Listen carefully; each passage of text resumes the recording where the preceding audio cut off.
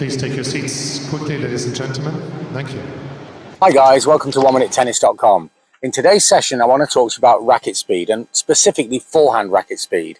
And I want to show you how you can add significant racket speed to your forehand today. Now, there's some remarkable things happened recently in tennis. In the French Open, Iga Swiatek, she actually hit the forehand on average 2 kilometers per hour faster than Novak Djokovic. Now, this might be less significant than you think, because Sloane Stephens has actually played tournaments where she's hit as fast as the ATP Tour players. But Sloane Stephens reduced the spin on the ball dramatically, so she's just hitting a flatter ball, so there's a lot less energy, and that's why it's going as fast as the guys. But Swiatek, she actually was spinning the ball almost as much as Rafael Nadal, and more than Djokovic.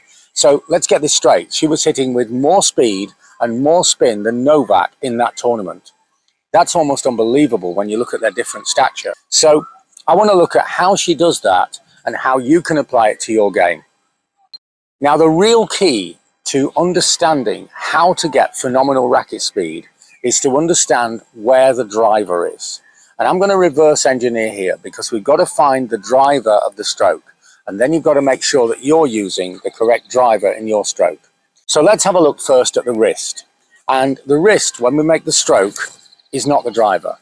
The wrist is a passenger. It's receiving energy and then applying it to the ball. But the wrist must be loose, otherwise it can't be a passenger. If the wrist is tight, then it will try to be the driver, and you'll get a wristy but weak and ineffective stroke. So how do we keep the wrist loose? And what I want you to do is to feel the weight of the racket. You see, if I hold the racket tight here, then I don't feel the weight of the racket. But as I loosen the grip and the wrist, I can feel the weight of the racket. If you can feel the weight of the racket, let's look in this direction. I take the racket back, I'm tight, and now the wrist can drive, and it will be ineffective. But if I loosen it so I can feel the weight of the racket in my hand, then now the wrist is loose enough to be a passenger.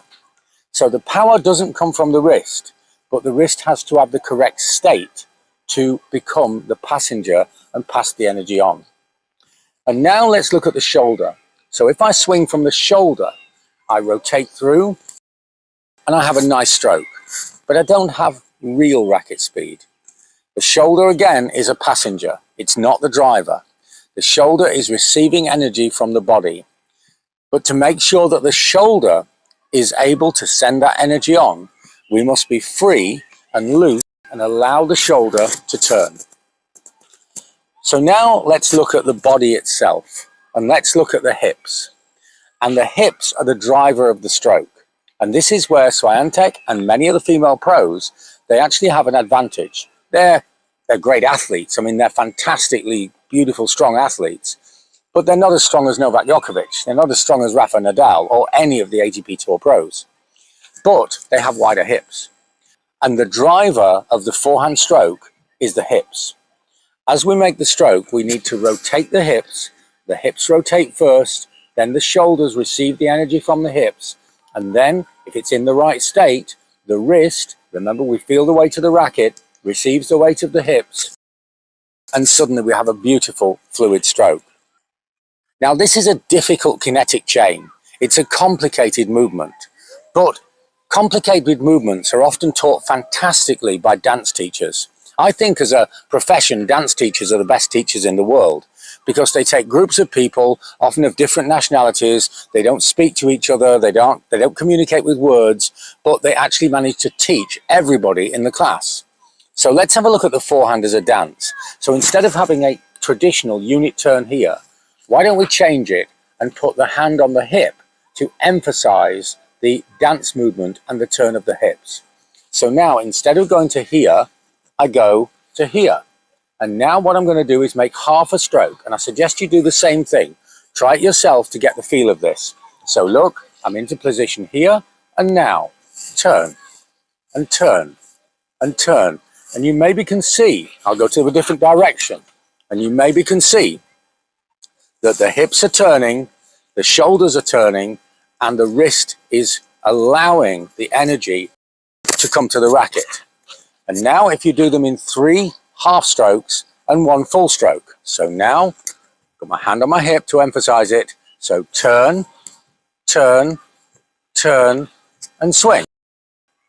Again from this direction. So again, turn, turn, turn, and swing. And now I want to recreate the same feeling, but using a correct unit turn.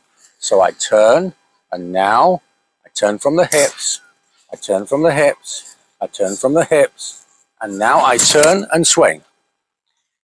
If you use this dance to acquire the feel of the stroke, then very easily and very quickly you can take that same feeling and put it into hitting a tennis ball, and you'll have a massive increase in your racket speed. Just like Swiatek, you'll be able to hit balls that you can't believe is possible because you have the correct sequence and the correct driver.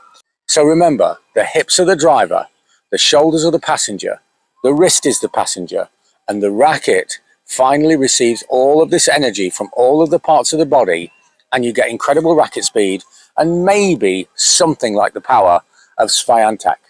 I hope this makes sense. I'd love to know how the dance of tennis works for you. It's a strange approach to this, but it's effective, and I promise you it really works. You know I love your feedback. I try to reply to every single comment. I'd love to know what your thoughts are on this unusual take on how to get racket spin. If you want to practice this, have a look at our partners, playyourcourt.com. They'll send a professional tennis coach direct to your area and direct to your local court. It's a great service. The information on their membership is in the comment section below. And maybe I can help you more with your game. Maybe my unusual take and unusual knowledge of tennis can help you to go to the next level. Why not try digital coaching now? Have a look at the information in the website below. It's a unique service, and we're helping players of all ages, all levels, and all over the world. Thanks for watching. Remember, use the dance of tennis, get the sequences right, and you will truly energize your forehand. See you next time for more unique tennis lessons that really work.